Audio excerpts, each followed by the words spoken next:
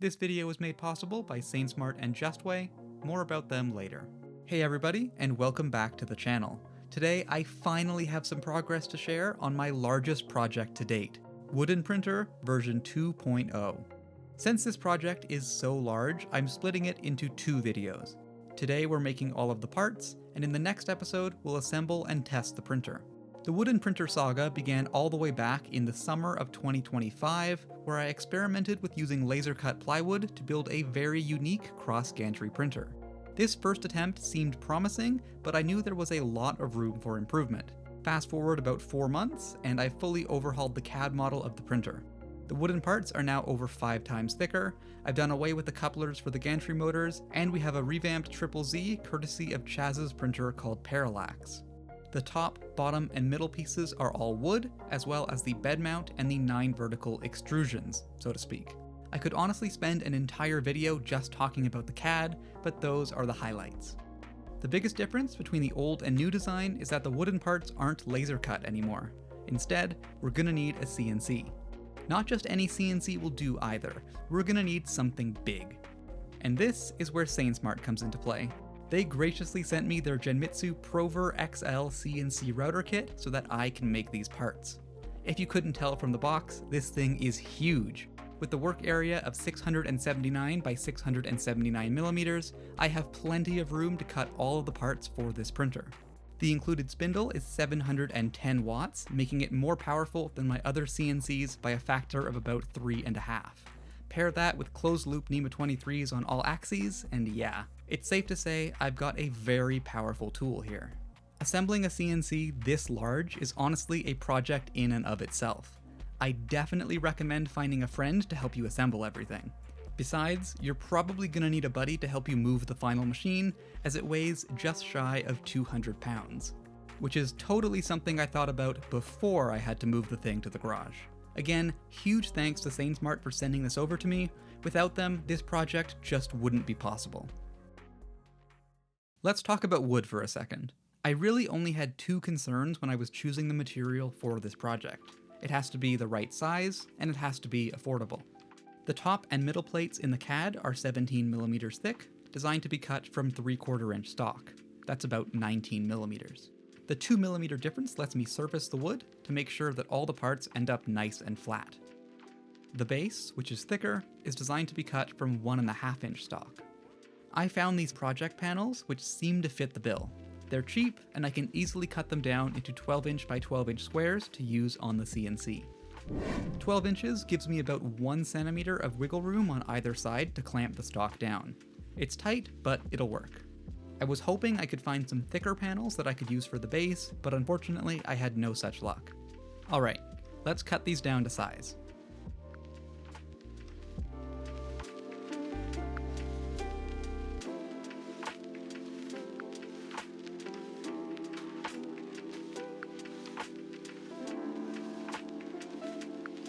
For the base, I simply glued 2 of the 3/4 inch panels together.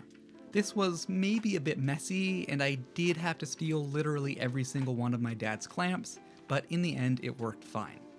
That's the wooden parts prepped, but what about the rest of the machine?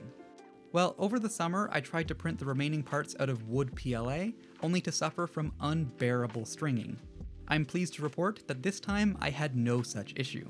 I'm using Elegoo wood PLA for this project, and after drying it in the air fryer for 12 hours, it prints beautifully on the bamboo.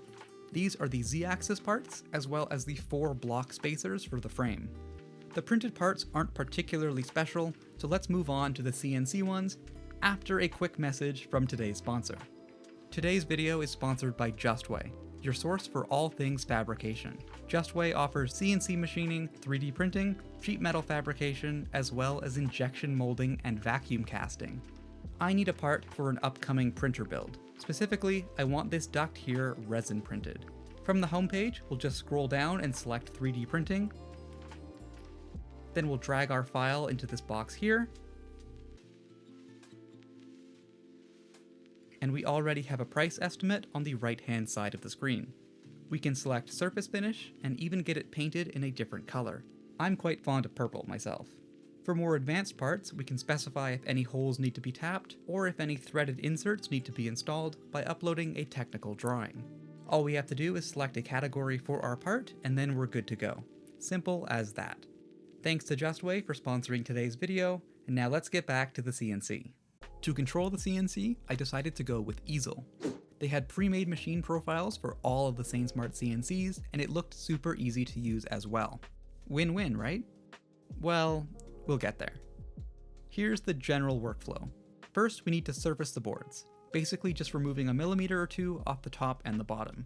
Wood has a nasty habit of not being particularly flat, but after one pass with the CNC, it easily passed the so-called granite countertop test. Here's before and after. I know it's not the most scientific test, but this is the flattest surface I have available at home. After surfacing, I secured the wood to the spoil board with the painter's tape method. If you haven't seen it before, it's really quite simple. You put down a layer of painter's tape on both the CNC and on the stock, and then you use super glue to hold them together. This ensures that the part is held on tight, but because of the painter's tape, it's still easy to take off at the end. And that's everything set up. Now let's try milling our very first part.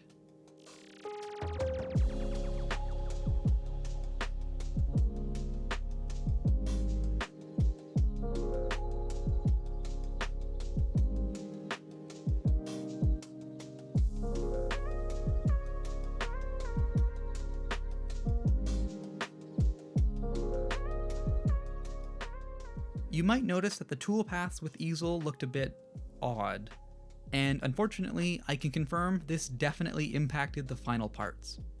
Here's the middle plate right off the CNC, and you can see that literally none of the holes are actually round.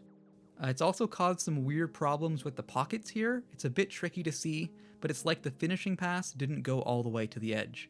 This part is not usable. That wasn't the only problem I had to deal with. This is what happened after I tried to move the Z-axis. Yeah, something was broken. Now, I didn't know this at the time, but this was the start of a very, very, very long delay. I started trying to diagnose the issue, swapping motors, swapping cables, just to see if something had died. I was hoping it would be something simple like that, just get a new motor and be done with it, but nope. This was definitely a mechanical issue. Winter break ended, a new semester started, and I still had no idea what was wrong. I didn't know what to do here, but I knew I didn't want to delay the project any more than I absolutely had to. To take up some of the slack, I decided to use my CNCs downstairs to cut the smaller parts like the verticals, the bed mount, and the rail backers. This would at least give me a little bit more time to diagnose the issue. Days turned to weeks. I had finished all of the other parts downstairs, but I was no closer to figuring out what went wrong. To add insult to injury, the workload for my classes was ramping up, and I barely had any free time to dedicate to this project. Eventually, though, on a Monday afternoon in February, I was taking apart the Z-axis, and I noticed something. I think the next thing to do is going to be to try to remove these rubber seals on the rails, and then actually loosen the rails themselves. Possible that the rails are just binding? Or actually, wait.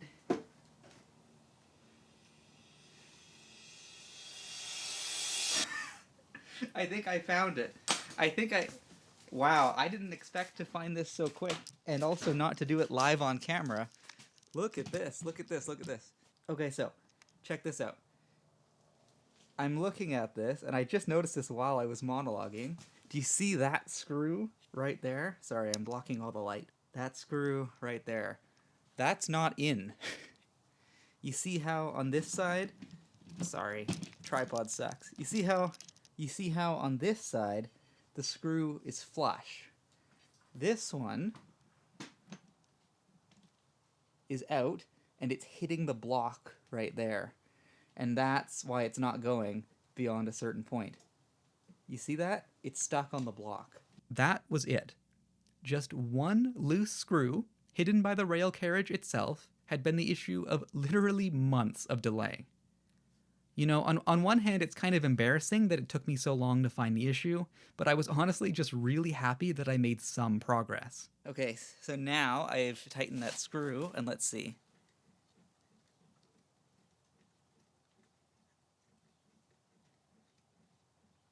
Yeah, smooth as butter all the way up. That was the issue. One loose screw. That wasn't the only good news. While I was away, I've been learning Fusion Cam. Now, admittedly, the learning curve was way steeper than easel, but I finally had full control over everything.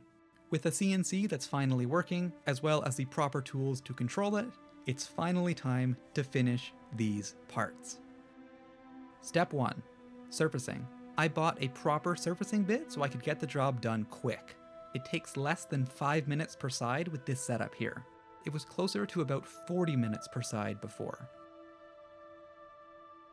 The top piece is the simplest of the three, just drilling a few holes and a couple of contours to cut the part out.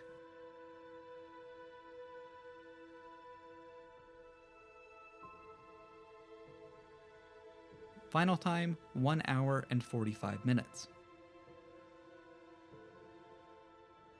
Next up, the middle. We need a pocket, some drilling, and another contour operation to finish. I was getting a little more confident here, so I increased the depth of cut. This part ended up even faster than the last one. Last but not least, the bottom. This one made me a bit worried. The difference is this piece is twice as thick as the others, and I only have one bit that's long enough to make this work. Basically, I have one shot at this. If I break the bit, it's game over. So, the stock is in place, the bit is aligned, we're zeroed. I swear, I've looked through the NC file, like the preview, like 3 times at this point. Everything seems good, everything's aligned. All that's left to do is just turn it on, let the program run, and everything should be good. If I sound stressed about this, it's because I am. I think at this point I'm just rambling like in an attempt to sort of delay starting the job. So yeah, I'm just going to turn this on and let's go.